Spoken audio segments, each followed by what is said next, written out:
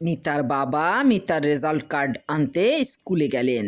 স্কুলে গিয়ে মিতা শ্রেণী শিক্ষককে বললেন, মাফ করুন, মিতা মনে হয় এবারও পরীক্ষায় শূন্য পেয়েছে। শিক্ষক মিতার বাবাকে বললেন, না না, আপনি ভুল বলছেন। আপনার মেয়ে এবার স্কুলে বিশেষ এক রেকর্ড করেছে। শিক্ষকের কথা শুনে মিতার বাবা বললেন, তাই নাকি? তা কততম হয়েছে আমার মেয়ে?